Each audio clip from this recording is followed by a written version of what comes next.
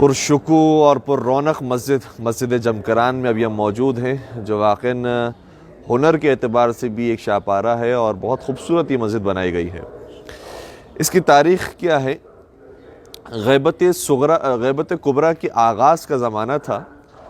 اور ایک شخص کے جس کا نام حسن بن مصلح جمکرانی ہے، جو جمکران ہی کا رہنے والا ہے۔ البتہ اس زمانے میں جمکران کوئی محلے کے اندر یا آبادی کے اندر تبدیل نہیں ہوا تھا، وہ گاؤں تھا اور دور دراز لوگ رہا کرتے تھے اکا دکا۔ تو حسن بن مصلح جمکرانی، اس نے خواب میں نہیں بیداری میں یہ سارا منظر دیکھا ہے، اس لیے اس کی اہمیت کچھ زیادہ ہے کہ دروازے پر اس کے رات کے وقت دستک ہوتی ہے، اور وہ دروازے پہ پہنچتا ہے تو کہتے ہیں کہ آپ چلو ہمارے ساتھ امام زمانہ سے ملاقات کے لیے۔ یہ باہر نکلتا ہے، جلدی سے تیار ہوتا ہے اور تڑپ کے ساتھ، اور سانسیں جو ہے وہ اس کی پھلی ہوئی ہے کہ میں کس طرح سے امام کے سامنے حاضر ہوں گا۔ بہت ایک عجیب کیفیت کے اندر چلتا ہے اس شخص کے پیچھے پیچھے کہ کہاں مجھے لے کر جاتا ہے۔ جانے لگتا ہے کچھ ہی فاصلے کے بعد محسوس کرتا ہے کہ ایک نورانی جگہ ہے جہاں پر کچھ لوگ باہر کھڑے ہوئے ہیں، اور وہ جو شخص لے جانے والا ہے وہ اس کو اندر کی جانب لے جاتا ہے۔ اور جب یہ اندر کی جانب پہنچتا ہے تو وہاں پر مزید اور کچھ نورانی لوگ ہیں، جن میں سے ایک شخص وہ ہے کہ جو بزرگ ہے اور سفید ریش ہے، اور وہ ایک جوان کے پہلو میں کھڑا ہوا ہے، اور وہ جوان مسند پر بیٹھا ہوا ہے، اور وہ بزرگ ان کے سامنے گویا گزارش پیش کر رہے ہیں اور رپورٹنگ پیش کر رہے ہیں کہ یہ ہوا ہے اور یہ ہوا ہے، اور وہ جوان انہیں جوابات دے رہے ہیں۔ وہ جوان ہے وہ سید ہے، خوبصورت ہے، نورانی ہے۔ یہ جب قریب آیا تو تعارف کروایا گیا کہ جس ہستی کے لیے میں تجھے یہاں تک لے کر آیا ہوں، یہ تیرے زمانے کے امام ہیں جو یہاں مسجد میں تشریف فرما ہے۔ اللہم صلی علیہ۔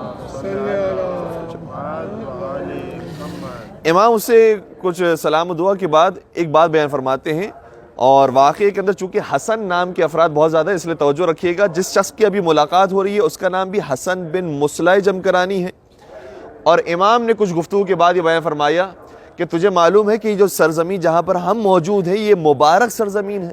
یہ مقدس سرزمین ہے، اور اس زمین پر قبضہ کیا ہوا جس شخص نے، اس کا نام بیان کیا حسن بن مسلم اس کا نام ہے، اس نے قبضہ کر لیا ہے۔ اور ہم نے کئی مرتبہ اس کو تنبیہ کرنے کے لیے، اس کے جو جانور یہاں پر موجود تھے اور پل رہے تھے، ان کو ہم نے اس سے چھین لیا تاکہ اسے احساس ہو کہ یہ اس کی سرزمین نہیں ہے جہاں پر وہ یہ کام کر رہا ہے۔ اس کے جانوروں کے اوپر آفت آئی، وہ نہیں سدھرا۔ اس کے بعد اس کی اولاد کو ہم نے لیا اور اس کی اولاد کو اس سے محروم کر دیا، لیکن تب بھی اسے ہوش نہیں آیا، اور وہ یہ سمجھ رہا ہے کہ یہ کوئی عادی چیز ہے، اور چاہے وہ حرام کے اندر کام کر رہا ہے تب بھی کوئی حرج نہیں ہے۔ یہاں تک کہ خود وہ ایسے مریض ہونے لگا، اور پھر بھی اس کے باوجود وہ توبہ کے راستے کی طرف نہیں آیا ہے۔ اب جا کر اسے یہ پیغام دے دینا کہ یہ ایک مقدس اور مبارک سرزمین ہے، اور اس سرزمین میں ہم مسجد تعمیر کروانا چاہتے ہیں، لہٰذا وہ یہاں سے چلا جائے،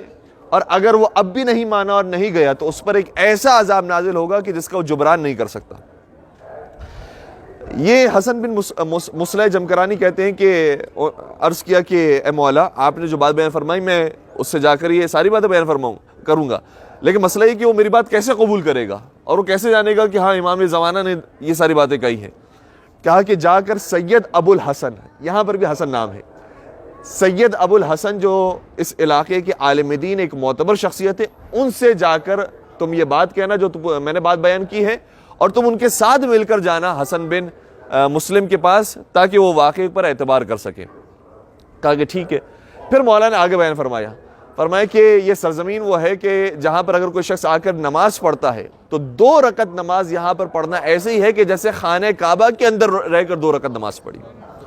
اس کا وہ اجر و ثواب ہے۔ اور پھر امام نے بیان فرمایا کہ ہر شب بدھ یہاں پر آ کر انسان کو چاہیے کہ اعمال جمکران انجام دے، اور خود امام وقت نے اعمال جمکران کا تذکرہ کیا۔ اعمال جمکران ابھی ہم آپ کو وربلی بتا رہے ہیں، اگر یاد رہ جائے تو بہت اچھی بات ہے، ورنہ آگے جا کر مختلف لینگویجز کے اندر انہوں نے اعمال جمکران لکھے ہوئے ہیں، انگلش میں، اردو میں، فارسی میں، عربی میں، لہٰذا انشاءاللہ آپ کو سہولت رہے گی، آپ پریشان نہیں ہوئیے گا، آگے جا کر آپ کو اعمال جمکران دوبارہ سے دیکھنے کو ملیں گے۔ اعمال کا خلاصہ یہ ہے کہا کہ پہلے مسجد تحیت جمکران کی 2 رکعت نماز پڑھنا، کیونکہ ہر مسجد کی تحیت کی نماز ہوتی ہے، اس کے احترام کی، اس کے تقدس کی نماز۔ مسجد تحیت جمکران کی 2 رکعت نماز اس طریقے سے ہے کہ ہر رکعت میں الحمد کے بعد 7 مرتبہ سورہ توحید کی تلاوت ہے،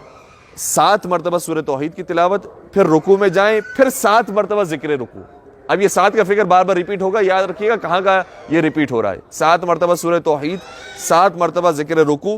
پھر کھڑے ہو کر جب سجدے میں جائیں تو 7 مرتبہ ذکر سجدہ،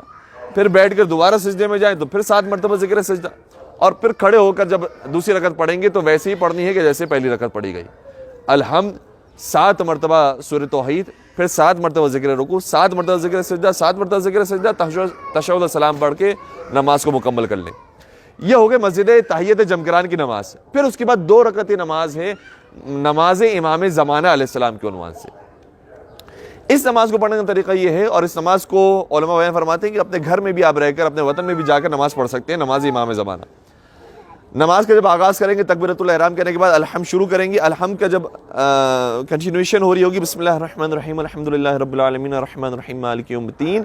پھر ایاک نعبد و ایاک نستعین پر آ کر ہمیں رک جانا ہے اور 100 مرتبہ ایاک نعبد و ایاک نستعین پڑھنا ہے۔ پوری تسبیح ایاک نعبد و ایاک نستعین کی نکالنی ہے، اور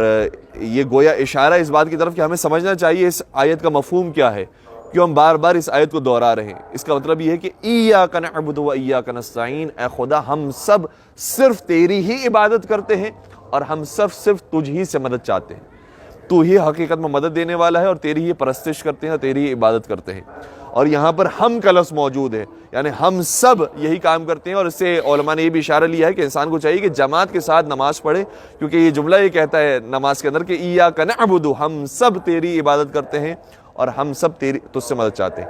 جب یہ 100 مرتبہ مکمل ہو جائے تو پھر کنٹینویشن کے ساتھ آپ سورہ کو جاری رکھیں، اہدنا الصراط المستقیم صراط الذین انعمت علیہم غیر المغضوب علیہم ولا الضالین۔ سورہ الحمد مکمل ہو گیا، اب سورہ توحید 1 مرتبہ پڑھنی ہے، اب 7 مرتبہ نہیں ہے، 1 مرتبہ سورہ توحید ہے، پھر رکوع کے اندر پھر 7 مرتبہ ذکر رکوع ہے، سجدے میں 7 مرتبہ ذکر سجدہ ہے، دوسرے سجدے میں 7 مرتبہ ذکر سجدہ ہے، دوسری رکعت کے لیے جب کھڑے ہوں گے تو ویسے ہی پڑھنی ہے جیسے پہلی رکعت پڑھی تھی، یعنی اس میں بھی 100 مرتبہ ایاک نعبد و ایاک نستعین آئے گا، پھر 1 مرتبہ سورہ توحید ہے، پھر قنوت کے لیے اپنے ہاتھوں کو بلند کریں گے۔ قنوت میں آپ بہت بہتر ہے کہ دعائے سلامتی امام زمانہ علیہ السلام پڑھیں، اور پھر جب رکوع میں جائیں تو 7 مرتبہ ذکر رکوع ہے، پھر سجدے میں 7 مرتبہ ذکر سجدہ، دوسرے سجدے میں 7 مرتبہ ذکر سجدہ، تشہد سلام پڑھ کے نماز کو مکمل کر دیں۔ جب نماز امام زمانہ بھی مکمل ہو جائے تو ابھی اعمال مکمل نہیں ہوئے، کنٹینیو ہے،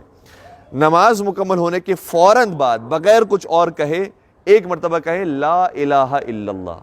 پھر وہی پروردگار کی توحید کا اعلان ہے کہ کوئی ہمارا اللہ اور کوئی ہم کسی کو معبود نہیں سمجھتے سوائے اللہ وحدہ لا شریک ہے۔ 1 مرتبہ یہ کہنا ہے، پھر تسبیح حضرت فاطمہ زہرا سلام اللہ علیہا پڑھنی ہے۔ جب وہ تسبیح مکمل ہو جائے تو اس کے فوراً بعد سجدے میں جائیں، اور سجدے میں پھر 100 مرتبہ اللہم صلی علی محمد و آل محمد پڑھ کر اعمال کو مکمل کر دینا ہے۔ اور یہاں پر بھی اگر 1 مرتبہ صلوات پڑھ کے مل کے تو اچھا رہے گا۔ اچھا، یہ تو ہم نے اعمال اور جو ظاہری عبادت ہے اس کے بارے میں بیان کر دیا، لیکن یاد رکھیے گا کہ ہر عبادت کا ایک ظاہر ہوتا ہے اور دوسرا ہر عبادت کا ایک باطن اور اسپرٹ ہوتا ہے، وہ اسپرٹ بہت ضروری ہے۔ کبھی کبھار ہم ظاہری چیز کو بیان کر دیتے ہیں اور لوگ ظاہر پر اکتفا کر کے چلے جاتے ہیں، جیسے امام رضا کی ایک زیارت ہے جو ظاہری طور پر ہمیں بیان کی گئی ہے، یہ پڑھنا ہے، لیکن جو امام زمانہ سے دل سے ہم سلام پیش کر رہے ہیں وہ اور ہے، اس کی کیفیت اور ہے، وہ اسپرٹ کے ساتھ جو بات ہوتی ہے اور دل سے جو گفتگو ہوتی ہے وہ اور ہوتی ہے۔ تو یہاں پر ہم جو مسجد جمکران میں جمع ہوئے ہیں وہ امام زمانہ علیہ السلام کو یاد کرنے کے لیے جمع ہوئے، اور مسجد جمکران کے بارے میں روایات بہت زیادہ ہیں کہ یہاں سے ایک لشکر تیار ہوگا جو امام زمانہ علیہ السلام کی نصرت کو جائے گا، اور امام زمانہ خود یہاں پر بھی تشریف لائیں گے۔ ویسے مکہ سے ان کے سفر کا آغاز ہوگا، پھر کوفہ کی طرف تشریف لے جائیں گے، مسجد سیلا میں بھی ان کے قیام کا ذکر ملتا ہے روایات کے اندر، اور پھر جمکران کی طرف بھی آنے کا ذکر روایات کے اندر ملتا ہے۔ تو زمانے کے امام کا گزر یہاں سے ہونے والا ہے، اور ہم سب کی دعا اور تمنا یہ ہے کہ انشاءاللہ ہم سب کا شمار زمانے کے امام کے ظہور کو دیکھنے والوں میں اور ان کے لشکر کے سپاہیوں میں ہو، اور جلد از جلد مولا امام زمان علیہ السلام تشریف لائیں، اور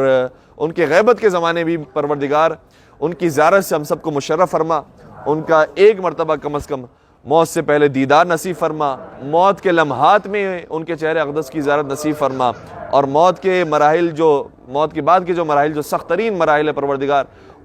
ان کی نصرت اور حمایت کے ساتھ ہماری ان مشکلات کو آسان فرما، اور جو جو اس دنیا سے چلا گیا ہے پروردگارہ انہیں بھی جوار معصومین میں جگہ نصیب فرما۔ پروردگارہ